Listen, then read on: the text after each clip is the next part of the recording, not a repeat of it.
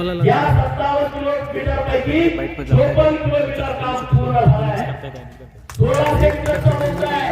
या मोर्चापैकी मागच्या 15 दिवसापूर्वी पूर्ण लाईन व्हिजिट केली अधिकाऱ्याला घेऊन प्रत्येक स्पॉटला गेलो. मागच्या 15-20 दिवसापूर्वी 1400 मीटर मोर्चाचं काम पूर्ण झालं होतं आणि फक्त 200 मीटर मोर्चाचं काम राहिलं होतं. ते पुढच्या महिन्यामध्ये पूर्ण होत आहे. टप्पा क्रमांक 1 चं पंप हाऊस 90% काम पूर्ण झालंय. टप्पा क्रमांक 2 आणि 3 चं काम चालू केलंय. आमच्या पुढच्या पण लाईन सुरू आहे. दादा डिसेंबर महिन्यामध्ये पाणी सोडण्याचा शब्द अधिकाऱ्यांनी दिलाय. लागणारा सगळा निधी आता जो काही लागेल तो तुम्ही आता उपलब्ध करून द्यावा एवढीच मला तुम्हाला विनंती करायची आहे. मग सहक आलं, मुचंडी आलं, जाडा बोबलाचा भाग आला, इकडे उंदीचा भाग आला, दरीवरचीचा भाग आला. या भागातल्या लोकांना मला आवाहन करायचं आहे, पाण्यापेक्षा दुसरा कुठला तुमचा महत्वाचा विषय आहे का? आहे का? अरे दादाला तर ऐकू द्या. पाणी सोडून तुमचा कुठला विषय नाही. अरे जर मग आपलं देवाभाऊचं सरकार डिसेंबर महिन्यामध्ये संघ तलावात पाणी सोडणार असेल तर काँग्रेसच्या लोकांनी सुद्धा मतदान कुणाला केलं पाहिजे? राष्ट्रवादीवाल्यांनी कुणाला केलं पाहिजे? सगळ्या लोकांनी इकडे मतदान केलं पाहिजे. हा प्रश्न ठिकाणी निघणं एवढं सोपं नव्हतं. आपल्या जिल्ह्याचे पालकमंत्री तत्कालीन जलसंपदा खात्याचे मंत्री होते, त्यांना सुद्धा निधी देता आला नाही. सगळ्या गावात बोर्ड लागले होते. मित्रांनो, देण्याची भावना असावी लागते. ते माननीय दादानी दिलाय, माननीय देवाभाऊनी दिलाय. पुढचा एक विषय तुम्हाला सांगतो. दादा, संघ हे बॉर्डरवरचं गाव आहे. इथून सांगली जत लांब पडत आहे आणि म्हणून एक ट्रॉमा केअर सेंटरचा प्रस्ताव हॉस्पिटलचा आम्ही दिलाय आणि तो आता सचिव लेवलला आहे. माझी विनंती आहे की आमचं संघचा दवाखाना मंजूर केला पाहिजे आणि त्या लोकांना न्याय दिला पाहिजे. दुसरा महत्वाचा विषय आहे, रेशीम उद्योगाचं एक प्रशिक्षण केंद्र आम्ही प्रस्तावित केलाय. तोही प्रस्ताव वस्त्रोद्योग मंत्री महोदयांना सांगून, माननीय मुख्यमंत्री महोदयांना सांगून तो एक आमचा मंजूर केला तर एक चांगल्या पद्धतीचं इकडं नवीन मुलांना, तरुणांना रेशीम उद्योगाबद्दल प्रशिक्षण दिल्यानंतर त्यांच्या हाताला काम मिळू शकतं अशी परिस्थिती आहे. उंदीमध्ये 2000 एकर जागा MIDCला दिली आहे. सरकारनं पास्तूर जाहिरात दिली होती. त्या पास्तूर जाहिरातमध्ये फक्त 4 उद्योगपतींनी अर्ज केला. ते पण छोटे छोटे उद्योगपती होते. म्हणून मागच्या अधिवेशनामध्ये सरकारला विनंती केली, पास्तूर जाहिरात तुम्ही रद्द करा. चंद्रकांत दादांनी माननीय उदय सामंत साहेबांना सांगितलं, माननीय मुख्यमंत्री महोदयांना सांगितलं. उदय सामंत साहेबांनी बैठक लावून तात्काळ पास्तूर जाहिरात रद्द केली आहे आणि केंद्र सरकार आणि राज्य सरकारच्या माध्यमातून 2000 एकर जमीन खरेदी करण्याचा निर्णय हा महाराष्ट्र सरकारने घेतला आहे. म्हणजे पुढच्या 2-3-4 महिन्यामध्ये ह्या प्रोसेस सगळ्या पूर्ण होणार आहेत. दादांना आणि मुख्यमंत्री महोदयांना माझी एकच विनंती आहे. दावोसवरून आता मुख्यमंत्री महोदय मागच्या 8-10 दिवसापूर्वी आले. 30 लाख कोटीचे करार आपल्या सरकारने केलेले आहे. माझी विनंती इतकीच आहे, त्यातला एक मोठा प्रोजेक्ट तुम्ही आमच्या जतला द्या, उंदीला द्या. आमच्या किमान 10-5 हजार पोरांना तिथंच काम मिळालं पाहिजे. आणि दुसरीकडे प्रॉब्लेम आहे, MIDC केली तर पुराण्यांचा त्रास आहे, तिथल्या गाव मुलांचा त्रास आहे. आम्ही त्या सगळ्यांना प्रोटेक्शन देण्याचा शब्द देतो. कुठल्याही उद्योगपतीला आमच्या इथं त्रास होणार नाही. आम्हाला फक्त पोरांच्या हाताला काम पाहिजे आणि ते 2000 एकर अशी केबल साईड एवढी प्लेन लँड आमच्याकडे आहे आणि त्याचे सगळे एका दिवसात समिती लोकांनी संमती दिलेली आहे. अशा पद्धतीचं काम चालू आहे आणि म्हणून आपला तालुका बदलतोय.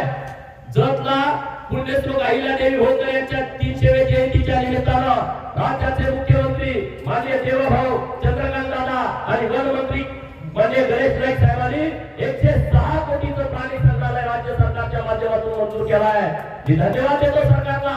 100 एकरामध्ये 400 वेगवेगळ्या प्रकारचे प्राणी असं प्राणी संग्रहालय प्रस्तावित केलाय आणि तो आता केंद्राला प्रस्ताव जातोय. याच्यामुळे होणार आहे काय, त्या जतला दुष्काळी तालुका लोक म्हणत होती, त्या तालुक्यामध्ये हे प्राणी संग्रहालय झाल्याच्या नंतर कर्नाटक राज्यातले 2 ते 3 जिल्हे आणि महाराष्ट्रातले 2 ते 3 जिल्हे पर्यटनासाठी आपल्या जतला येतील अशी व्यवस्था आपलं सरकार करत आहे. म्हणजे याचा अर्थ जत बदलत आहे, जतची परिस्थिती बदलते आहे. मुख्यमंत्री महोदयांनी जतच्या सभेमध्ये सांगितलं होता, महाराष्ट्रातली भारतीय जनता पार्टीची पहिली सभा घ्यायची कुठं, असा जेव्हा विषय माननीय मुख्यमंत्री महोदयांच्या समोर आला तेव्हा त्यांनी सगळे मतदारसंघ बघितले आणि त्यांनी सांगितलं की इतरांच्यासाठी जत हा जिल्हा शेवटचा असेल 288 नंबरचा असेल, परंतु माझ्यासाठी हा नंबर 1 चा मतदारसंघ आहे. आणि दादा बोलले तैसा चाले त्याची वंदावी पाऊले मुख्यमंत्री बोलले आणि त्या पद्धतीनं जगला दिलाय. 1800 कोटी रुपयाचं सोलारचं टेंडर महिन्याभरात होत आहे. संघच्या तलावात आम्ही पाणी डिसेंबर मध्ये सोडतोय. संघ मधून हे पाणी सुसरापर्यंत जाण्याची व्यवस्था डिसेंबर मध्ये होते आहे. बोर नदीच्या आजूबाजूच्या गावांमध्ये पाणी डिसेंबर मध्ये आम्ही पोहोचवतोय. आणि संघचा जो डावा कालवा आहे, संघचा जो उजवा कालवा आहे, त्याचं सुद्धा लाईनिंग करून घेतोय. त्याच्यासाठी सरकारनं 55 कोटी रुपये दिले. मी बोलत बसलो तो वेळ खूप होईल, परंतु दादा हे जत तालुक्यासाठी भारतीय जनता पार्टीनं जे उपकार केले, या लोकांनी मला आमदार केलं, तुम्ही मला उमेदवारी पार्टीला दिली, या तालुक्यातला नसताना संसदेमध्ये पाठवला. दादा जतची लोक ही जाणीव ठेवणारी लोक आहेत. जतची लोक क्रांतिकारी आहेत.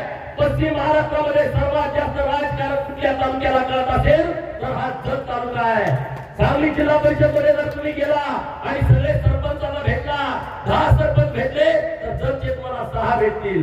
मुंबईच्या मंत्रालयामध्ये कुठल्या तालुक्यातले सरपंच येणार नाहीत, पण जतचे सरपंच तुम्हाला मुंबईमध्ये भेटतील. एवढी प्रचंड जागरूकता या तालुक्यामध्ये आहे.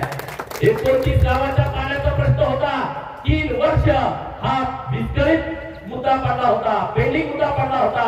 आम्ही बैठक घेतली गुलाबराव पाटील साहेबांच्या आणि तो विषय संपून टाकला. 29 गावाच्या पिण्याच्या पाण्याचा निर्णय सरकारनं केलाय. आता त्याचं काम पण चालू होईल. म्हणजे एक काम इतकं सरकारनं केलंय. देवभूमी जतची जी आमची मागणी आहे दादा, अत्यंत सिरियस हा विषय आहे. या तालुक्यामध्ये 36 अशी मंदिर आहेत जिथं 1 लाखापासून 10 लाखापर्यंत लोक येतात. महाराष्ट्रामध्ये अशी कुठं परिस्थिती आहे? माझ्या आठवडीमध्ये अशी 3 मंदिर आहेत. विट्यामध्ये 1 मंदिर आहे रेवणसिद्धाचं, तासगावमध्ये फक्त गणपतीचं मंदिर आहे, पण ते लोकल आहे, बाहेरची लोक येत नाहीत. अरे कवठेमंकाळ तालुक्यामध्ये आरेवाडीचा विरोध आहे, तो तर जतच्या बॉर्डरवरती आहे, जिथे 10 लाख लोक येत आहेत. अशी परिस्थिती महाराष्ट्रात आणि देशात कुठंच नाही. एका तालुक्यात विधानसभा मतदारसंघात म्हणत आहे, एका तालुक्यामध्ये 36 मंदिरं जिथं महाराष्ट्र, गोवा, कर्नाटक, तेलंगणा, आंध्र 5 राज्यातील लोक दर्शनासाठी येत आहेत. आणि म्हणून ती मागणी सरकारने केली, जत ही दुष्काळ भूमी नाही, जत ही देवभूमी आहे, देवांची भूमी आहे. प्रभू रामचंद्राचा सहवास या तालुक्याला लागला आहे. आणि म्हणून या तालुक्यातील लोक कणखर आहेत. महाराष्ट्रामध्ये अनेक ठिकाणी आत्महत्या होतात, पण जतचा माझा शेतकरी आत्महत्या करत नाही. डोंगराला धक्का घेतोय, पण तो मरणाच्या दारामध्ये जात नाही, लढतोय, संघर्ष करतोय, मेहनत घेतोय. आणि तोच संघर्ष, तीच मेहनत करून भारतीय जनता पार्टी तुमच्या सोबत ठामपणे उभी आहे. मला तुम्हाला हात जोडून विनंती करायची आहे, जत तालुक्या ज्या लोकांनी तुम्हाला दुर्लक्षित ठेवला, जिल्ह्यात 2 प्रकारचं राजकारण आहे. एक प्रस्थापितांचं राजकारण आहे, दुसरं विस्थापितांचं राजकारण आहे. या जिल्ह्यातले पुढारी जतचे नेते होते, कारण इथले नेते त्यांचे कार्यकर्ते होते. इथल्या पुढाऱ्यांनी त्यांच्या नेतृत्वात काम केलं. मग जयंतराव असतील, पतंगराव साहेब असतील, आबा असतील किंवा दादांचं घराणं असेल, या लोकांनी सत्ता मिळाली, त्या सत्तेचा वापर त्यांच्या तालुक्यासाठी केला, आपल्या तालुक्यासाठी केला नाही. जेव्हा विस्थापितांचे नेते महाराष्ट्रात भाजपाचं सरकार आलं, गोरगरिबाची पोरं मंत्रिमंडळामध्ये आली, तेव्हा त्यांनी जतचा विचार केला, पाणीचा विचार केला, खानापुराचा विचार केला आणि कवठेमंकाळचा विचार केला. आपले नेते आहेत ते सामान्य कुटुंबातून आलेले नेते आहेत. आपले मुख्यमंत्री आहेत ते सामान्य कुटुंबातून आलेले मुख्यमंत्री आहेत. आणि म्हणून त्यांना वाटतंय की जो रत्ना गाजलेला समाज आहे त्या लोकांच्यासाठी काम करायचं, छोट्या छोट्या समाजासाठी काम करायचं. अरे 11 महामंडळाच्या सरकारने स्थापन केली. लोणारी समाजाचा विषय कुणी घेत होतं? अरे या जाती सुद्धा कधी कुठल्या पुराणाला माहित नव्हत्या. सुताराला, लोहाराला, कुंभाराला, नाभिक समाजाला आर्थिक विकास महामंडळ दिलं. लिंगायत समाज महाराष्ट्रातला एवढा मोठा समाज, त्यांना आर्थिक विकास महामंडळ दिलं. रामोशी समाजाचा आर्थिक विकास महामंडळ, वडार समाजाचा आर्थिक विकास महामंडळ, गुरव समाजाचा आर्थिक विकास महामंडळ, आणि त्याला आता राज्यमंत्री पदाचा दर्जा देत आहे. मला एवढंच सांगायचं आहे, सुताराच्या पोराला तुम्ही गावात तरी ग्रामपंचायत सदस्य केलंय का? लोहाराचं, कुंभाराचं पोरं ग्रामपंचायत सदस्य झालंय का? परंतु देवाभाऊच्या आणि चंद्रकांत दादाच्या नेतृत्वामध्ये हे सुताराचं पोरगा जेव्हा या महामंडळाचा अध्यक्ष होईल, तेव्हा मुख्यमंत्री महोदयाच्या शेजारच्या खुर्चीमध्ये बसेल. जेव्हा एखाद्या लोहाराचं पोरगा या मंडळाचा अध्यक्ष होईल, मुख्य सचिवाच्या बरोबर, त्या खात्याच्या सचिवाबरोबर बैठक घेईल. एवढा अधिकार जर त्या पार्टीने आपल्याला दिलाय, आपण त्यांच्याबरोबर राहणं अपेक्षित आहे. दादांचं विशेष लक्ष पाहावं शिकवली आणि आता परत आपल्याला दिलाय. मी परत एकदा दादांना धन्यवाद देतो आणि त्यांनी मार्गदर्शन करावं अशी मी त्यांना विनंती करतो. जरा जास्त वेळ बोललो त्याबद्दल दिलगिरी. सर, मला आमचे ज्येष्ठ नेते डॉक्टर रवी पुन्हा बोलवणार नाही, ते सुचले असले तर तेवढे वाटून माझं बोलणं. 7 तारखेला महाराष्ट्रामध्ये 12 जिल्हा परिषद पंचायत समित्यांच्या निवडणुका आहेत. ज्या निवडणुकांमध्ये 12 मध्ये आपला जिल्हा. आज आपण या ठिकाणी संघ जिल्हा परिषद गटाच्या उमेदवार सौ कविता वैनी किरण पाटील आणि संघ पंचायत समिती गणाचे उमेदवार सदाशिव महादेव दर्गाकर आणि एका जिल्हा परिषदेमध्ये 2 पंचायत समिती असतात. प्रत्येकाला 2 मतं. जिल्हा परिषदेचं मत सगळ्यांना, पंचायत समितीचं मत आपल्या आपल्या गावांना. त्यातले गिरगाव पंचायत समिती गणाचे उमेदवार नवीन कुमार लक्ष्मण बगली अशा संघ जिल्हा परिषद गटाच्या जिल्हा परिषद आणि पंचायत समितीच्या भारतीय जनता पार्टीच्या कमळ चिन्हावर लढणाऱ्या उमेदवारांचा प्रचार करण्यासाठी आपण एकत्र आलेलो आहोत. मला आश्चर्य वाटतंय की मला गोपीचंदजींनी असं सांगितलं की आमची मायक्का देवीची यात्रा चिंचणीला आज असते आणि त्यामुळे मतदान पूर्वी 5 ला होतं, तर त्याला मला 7 ला बोलत आहे. पण सकाळपासूनची माझी 4थी सभा आहे. प्रत्येक सभेला एवढी गर्दी आहे. तुम्ही जाऊन आला यात्रेला का जायचंय? त्यामुळे प्रचंड मोठ्या संख्येने दुपारची वेळ सभेला सोयीची नसतानाही आपण उपस्थित आहात, त्याबद्दल सुरुवातीला आम्ही आपल्या सगळ्यांचे आभार मानतो. मला पुढे 2.5 तासावर सभा सुरू होती. हातकणंगले तालुका ते 4 आहे. रात्री 10 पर्यंत संपवायला लागते, पण आज प्रचार संपतो. उद्यापासून प्रचार करणार नाही, सभा नव्हतं. भेटीगाठीतून प्रचार चालू आहे. भेटीगाठीच्या गळ्यामध्ये चिन्ह ज्या एकाचा उल्लेख केला की सगळ्या तालुक्याचा उल्लेख केला असं होतं, असे गोपीचंद पडळकर की ज्यांना एकटं पाडण्यासाठी 4ही बाजूने त्यांना घेण्याचा प्रयत्न झाला आहे. तर ही निवडणूक झाली गोपीचंद पडळकर महाराष्ट्रामधल्या ऐकायला जिल्हा परिषद झाले की 3.5 वर्ष कुठली निवडणूक आहे. त्यामुळे मोठमोठे पैलवान या पैलवानाला जमिनीवर लोळण्यासाठी म्हणजे पाठ त्याची टिकवण्यासाठी, नुसतं लोळलं तर विजय होत नाही, पाठ टिकवण्यासाठी गोपीचंदजी सगळ्या बाजूने डाव टाकताय. परंतु आमचा पैलवान खूप कसलेला पैलवान आहे. त्याच्या अंगाला एवढं तेल लावलेलं आहे की तो कोणाच्या हातात सापडत नाही. त्यामुळे जर गोपीचंदवर तुमचं प्रेम असेल, गेल्या 14-15 महिन्यात तो जर तो विधानसभेत निवडून आल्यानंतर खरंच तो काम करत असेल, तर तुमची पण काही जबाबदारी आहे की 9च्या 9 जर तो विधानसभेच्या जागा या भारतीय जनता पार्टीला आल्या. त्याच्या मागे त्याचे जे गुरु आहेत ते पण तसलेले पैलवान आहेत. देवेंद्रजी फडणवीस भल्याभल्यानं घरला पाठवलेला घरी गेल्यानंतर कळते की मी घरला आलो. असे देवेंद्रजी त्याच्या मागे आहेत. आणि देवेंद्रजींच्या मागे ज्यांनी ह्या देशाचा विकास केला तो सगळ्या जगाने डोळे विसरून पाहिजे. काय विकास का काय असे या दोघांच्या मागे नरेंद्र मोदीजी आहेत की ज्यांना कधी पराभवच पाहिजे. 15 वर्ष ते गुजरातचे मुख्यमंत्री होते. गुजरातला मी माझ्या 13 वर्ष गुजरात होतो.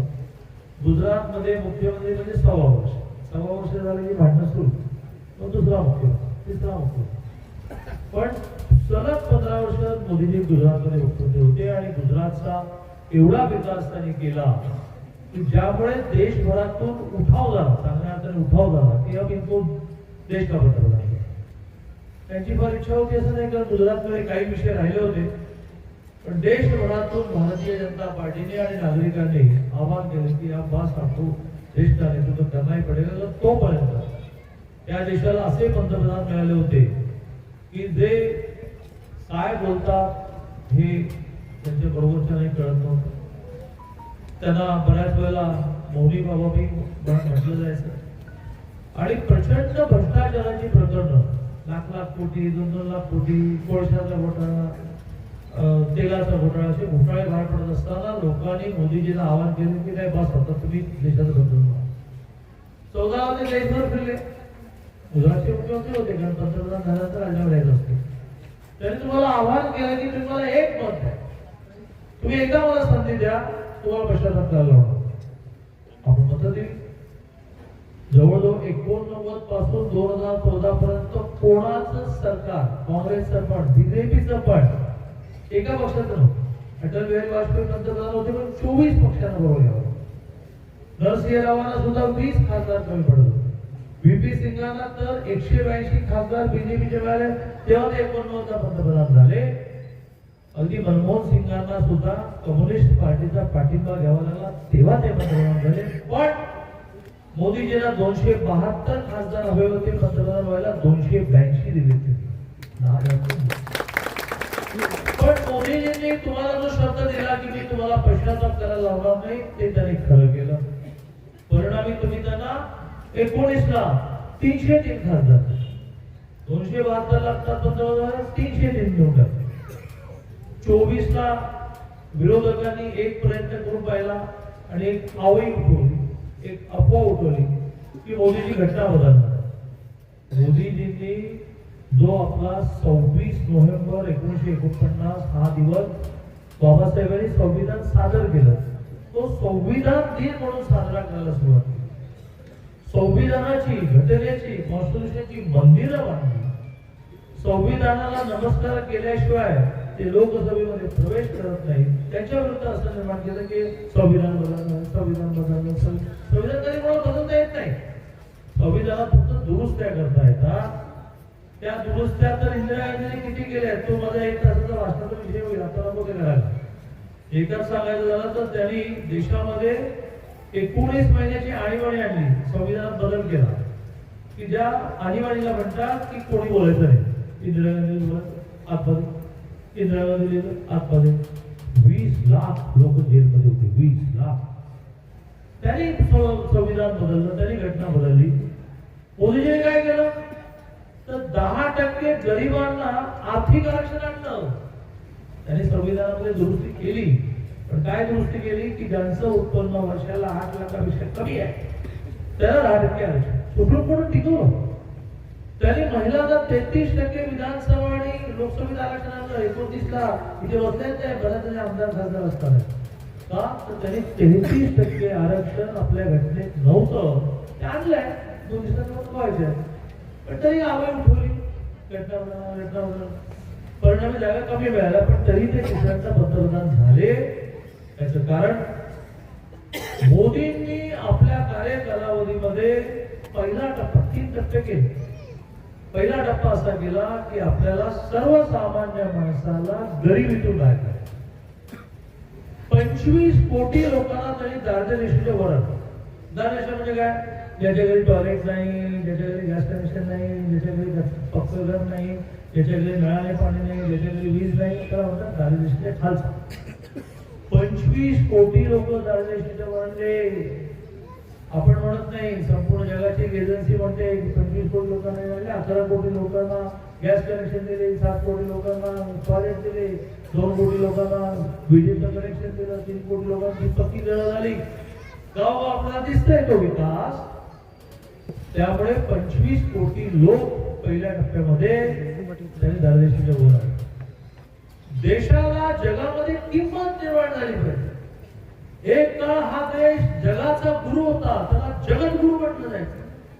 इथे सोन्याचा दूर निघायचा म्हणजे एवढी सुबत्ता होती. जगभरातून लोक शिकायला इथे यायचे. नालंदा विश्वविद्यालय जाळलं तर त्याची पुस्तकं जळायला 6 महिने लागले. राज्यातील शिक्षण मंत्री आहे, नालंदाची पुस्तकं जळायला 6 महिने लागले. इतकं ज्ञान आमच्याकडे होतं. 500 वर्ष मुघल, 150 वर्ष ब्रिटिश याने सगळं तोडून आपल्या देशात भोग केले. तिथून पुन्हा एकदा भारताला जगद्गुरु करायचं आहे. तिथून पुन्हा भारतामध्ये पुन्हा एकदा लोक शिकायला आले पाहिजे. या देशाची आर्थिक स्थिती इतकी उत्तम झाली पाहिजे असा संकल्प केल्यामुळे 14 साली भारत जगामध्ये 11व्या नंबरवर होता, आज भारत जगामध्ये 4थ्या नंबरवर आहे. 30 साली भारत 3ऱ्या नंबरवर जाणार आहे. 35 साली भारत चायनाला मागे टाकून 2ऱ्या नंबरवर जाणार आहे. आणि 47 साली देशाच्या स्वातंत्र्याला 100 वर्ष पूर्ण होतील त्यावेळेला देश अमेरिकेला मागे टाकून क्रमांक 1 वर जाणार. कारण टीव्हीची बातमी तुम्ही पाहिली असेल, त्या बातमीचं शीर्षक होतं अमेरिका भारतापुढे नमलं.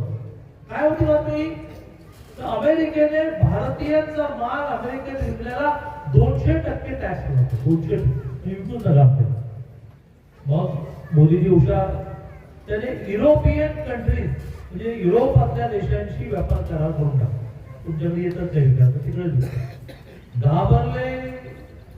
ट्रम्प त्यांचे प्रमुख घाबरले आणि त्यांनी काल 200%वरून टॅक्स 18%वर खाली आणला. 18%वर. त्यांच्याकडे शीर्षक असं आलं की भारतापुढे अमेरिका नमली. याच्या आधी पण आतंकवादी हल्ले व्हायचे, कधी प्रतिशोध ज्याला आपण म्हणतात की बदला कधी भारताने घेतला नाही. 2 वेळा पाकिस्तानमध्ये घुसून आपल्या सैन्याने तिथले तळ दहशतवाद्यांचे उद्ध्वस्त केले. त्यांनी आपल्या सगळ्यांना दिलेला शब्द खरा केला. शब्द खरा करता आहे, त्यामुळे तुम्ही त्याला इतक्या मोठ्या प्रमाणात मतं देता आणि इतक्या मोठ्या प्रमाणात विजय होता. भारताच्या लोकशाहीमध्ये असं कधी घडलंच नाही. त्या मोदींच्या पक्षाला राज्यात मतं पाहिजे, जिल्ह्यात पाहिजे, ग्रामपंचायत पाहिजे, तर मग ती साखळी पक्की होईल ना. दिल्लीत मोदीजी, राज्यात देवेंद्रजी, जिल्हा परिषद बीजेपीची, काल जिंकलो आपण महानगरपालिका सांगली बीजेपीची, ग्रामपंचायतीची, तर मग विकासाला सोपं पडेल. आणि त्यामुळे मी आभार करायला आलेलो आहे की आपल्याला परवा होणाऱ्या निवडणुकीमध्ये भारतीय जनता पार्टीचे जत तालुक्यातले 9च्या 9 उमेदवार होते. कोविडने मोठी यादी मांडली, काय काय केलं. त्यातल्या पाण्याचा विषय तुमचा जिव्हाळ्याचा असल्यामुळे पालकमंत्री हा त्या जिल्ह्याचा मुख्यमंत्री मानला जातो. मी या जिल्ह्याचे पालकमंत्री म्हणून अधिकृतपणे ते आपली वेळी आपल्या सगळ्यांसमोर मांडतो प्रयत्न करता. मी गमतीने असं म्हणतो की आमच्या वहिनीकडे आमच्या दादाने 100 रुपये वसने मागितले, थोडे 100 रुपये दिले, तर आमच्या वहिनीची कॉलर दाट होते. वसने मागितले, मग तांदळाच्या रगातला पुढे दिले आणि तो खुश झाला की 8 दिवस जेवण नाही मिळत इथं पोट भर द्यायला 8 दिवस उठवले. मेल्याने कधी नव्हते मागितले बाहेर द्यायला, मेल्याने कधी नव्हते मागितले बाहेर. गमतीचा भाग थोडा. एक नवीन योजना येते, त्याने तिथून जे डोळे विश्वास केले, माझ्या मतदारसंघातली सुरू केली, माझ्या पैशाने सुरू केली. स्त्री ही सकाळचा वेळ नोकरी व्यवसाय करण्यासाठी जन्माला आलेली नाही आहे. सकाळी तिला मुलांचा आवरायचा आहे, नवऱ्याचा आवरायचा आहे, आवडतात की नाही माहिती, सासूबाईंचा आवरायचा आहे. 12 वाजता आमची झाशीची राणी म्हणते की आता सांगा काय करायचं. 12 ते 5 तास नोकरी करायची. 5 तासाचे पैसे चांगले मिळाले पाहिजे. पुन्हा ती 7च्या घरात नव्हतं असते, 7च्या घरात काय मुलं आली, आई आई ओरडत, आई घरात आहे. सासूबाई आडावडा करत आले की आहे आहे बाबा आहे. नवरा तर त्या वाड्याच्या दारापासून सुरुवात करतो का त्याला गरम चहा ढवळले, तो आहे या या. 5 तास नोकरी पण केली, 10,000 रुपये पगारही मिळाला, सकाळ कुटुंबाला दिला, संध्याकाळ कुटुंबाला दिला. निसर्गाने तिला ही जबाबदारी दिली. तिने नाकारो, तुम्ही नाकारो, पण ती जबाबदारी तिला दिली. प्रेम तिच्याकडे दिलेलं आहे. तिच्या डोळ्यातून प्रेम ओसरून वाहत असतात. जरा जरी प्रेमाने मुलाकडे पाहिजे थोडंसं ताप निघून जातो. तिच्या डोक्याला हात फिरवलं त्याला बरं वाटतं, त्याला पाणी वाटतं, 10वी परीक्षा आहे, नेट अभ्यास करते, तो रुपयाला लागतो. असं निसर्गाने दिलेली जबाबदारी आहे. आणि ती जबाबदारी पार पडताना त्यांनी पैसे पण कमवले पाहिजे, तरच घरामध्ये किंमत आहे. त्याचा सारखा नवरा आहे कोणा बसून खाते बसून खाते बसून खाते, ते बोबला दिवसभर काम नाही करते. पण जोपर्यंत ती घरामध्ये खर्च चालवायला पैसे आणत नाही तोपर्यंत नवरा म्हणतो बसून खाते. त्यामुळे मोदीजींनी या सगळ्या योजना केलेल्या आहेत. मोदीजींबद्दल लोकांच्या मनात काय प्रेम आहे ते सांगून मी माझं बोलणं संपवणार आहे. या विरोधकांना कळणार पण नाही की लोकांच्या डोक्यात मोदी किती बसलाय. आमचे डॉक्टर भागवत देशाचे अर्थमंत्री होते. मोदीजींनी एकदा आठवडाभर सगळ्या मंत्र्यांना सांगितलं की सगळे आपापल्या मतदारसंघात पळा, आठवडाभर इकडे यायचं नाही आणि गावागावात जाऊन लोकांना तुम्ही विचारा की तुम्हाला योजना मिळते का, तुम्हाला आणखीन काही हवाय का, 8 दिवसांनी या वेळेला भेटा. तर मोदीजी भयंकर कडक आहे. विदेशातून आले की डायरेक्ट लोकसभेत जेटलॅग म्हणजे काय तर ते दिवस रात्रीचं प्रमाण बदललं की 2 दिवस झोपायला मोदीला काही तो पीठ नाही, सरळ लोकसभेत येतात, सगळे घाबरलेले असतात. सगळे मंत्री गेले मतदारसंघात. डॉक्टर भागवत कराड गेले आमच्या देवगिरी जिल्ह्यामध्ये, कळाला औरंगाबाद जिल्ह्यामध्ये, संभाजीनगर जिल्ह्यामध्ये आणि ते गावोगाव फिरायला लागले. ज्यांना विचार योजना मिळतात ना, नवीन काय हवंय वगैरे वगैरे. ते गावोगाव फिरत असताना एक म्हातारा त्यांना लांबून दिसता की त्या म्हाताराला काहीतरी बोलायचं म्हणून त्यांची गाडी तिथे जाऊन थांबवली, उतरले आणि त्याला काय बोलायचं आहे. हो म्हणा, तुझी वाट बघतोय. मला कळलं की तू या रस्त्याने जाणार आहे. एक बरं आहे की ग्रामीण माणसाला मंत्री काय तर ते तुझेच म्हणणार प्रेम असतं, तुझी वाटच बघतोय म्हणून. मग आमचे कराड म्हणाले सांगले बाबा काय करायचं. त्यांच्या डोक्याला एक अत्यंत मळलेला फाटलेला फेटा होता. काय म्हणता, फेटत म्हणता का पावड म्हणता, मुलाचा म्हणता फेटा. हा, तर ते म्हणाले की तुम्ही मोदीला भेटा. हो म्हणजे मोदींच्या मंत्रिमंडळात नोकरी आहे, मग माझा हा फेटा त्यांना द्यायचा आहे. आमच्या कराडाने बघितलं तर मळलेला, वास येणारा, फाटलेला, पण एवढा प्रेमाने म्हणतोय, मग घेतला. का द्यायचा म्हणाले. ते म्हणाले की तो पुन्हा मोदी तो 1000 रुपये पाठवतो आणि मला औषध पाणी होतं. किती दिवस विचार करतोय की यांना काहीतरी देऊया. आता तू भेटला म्हणायचं भेटा. कराड गेले दिल्लीला, ते मोदींकडे गेले. मोदी म्हणाले चमत्कार घडला की म्हातारे तुम्हाला फेटा पाठवलाय. मोदी म्हणाले की उसको फोन लगाव. आता यांना प्रश्न पडला की त्याला फोन कसा लावायचा, फोन मी केला नाही. ते म्हणाले की ताबडतोब मतदारसंघात जायचं, म्हाताऱ्याला शोधायचं, मला फोन लावून द्यायचा. मग कराडांचा मुलगा गावोगाव फिरला आणि कुठे बसला होता, त्या गावात जातो का, या गावात शोधलं, फोन लावून दिला. मोदी बाबाजी आपका फेटा बहुत अच्छा है, मैं इसका उपयोग करूंगा, तुला आणखी काही हवंय. ते मोदीजी आहे, हे आमचे म्हातार बाबा आहे की त्यांना मत पण द्यायचं आणि फेटा पण द्यायचा आहे. अशीच एक गंमत सांगून माझं बोलणं संपवतो. ती पण असा गावोगाव फिरत असतो, 5-7 गाड्या मागे पुढे असतात. तर मला एक स्वभाव आहे की गाडी गच्च भरली, इकडे गोपीचंद पण पाहिजे, इकडे अरळी पण पाहिजे, इकडे राहुल पण पाहिजे, एक म्हणजे मांडीवर बसतं, गाडी यासाठी. असं मी गावोगाव लोकांना घेऊन फिरतो. अशीच मला पण एक म्हातारी भेटली. तिने गाडीला हात केला, मी थांबलो, मी उतरलो. काय बोलायला जायचं बसा गाडी. आजीबाई गाडीत बसल्या, थोड्या स्थिरावल्या आणि मला म्हणाले की कुठल्या पक्षाचे. भारतीय जनता. हा, मोदींचा पक्ष. थोडा वेळ गेला तर म्हणाले की मोदी भेटतात का तुम्हाला, कधी कधी भेटतात, माझा एक निरोप सांगाल का. मोदीला सांगा ते कमळ चिन्ह बदलून चिन्ह मोदी करा. आम्हाला आत गेल्यानंतर कमळ शोधायला वेळ लागतो. मोदी आमच्या डोक्यात पक्का आहे. आणि विरोधक निघाले मत मागायला. त्यांना म्हणा चांगला आहे, लोकशाही प्रत्येकाने प्रचार केला पाहिजे, मत मागितले पाहिजे. पण 9च्या 9 जागा भारतीय जनता पार्टीला, 9च्या 9 जागा जत विधानसभा मतदारसंघातल्या गोपीचंद पडळकरांना खात्री देत नाही. असं जर केलं तर एखाद्या जिल्हा परिषद अध्यक्ष जपून ठरेल. खात्री देत नाही का, तर माझे बाकीचे तालुके पण आहेत ना, ते सगळेजण बसले आहेत की आम्ही पैकीच्या पैकी आणणार. आता फिगर आली आहे 61 पैकी 32 लागतात की नाही, 34 फिगर आली आहे. 2-3 दिवस आहेत, फिरतो त्यामुळे गमतीचा भाग सोडू, पण चांगल्या संख्येने भारतीय जनता पार्टीच्या उमेदवारांना विजयी करा अशी विनंती करतो. आणि 1 मिनिट ही आभाराची वाट न बघता गाडीकडे पळ सुटतो करताना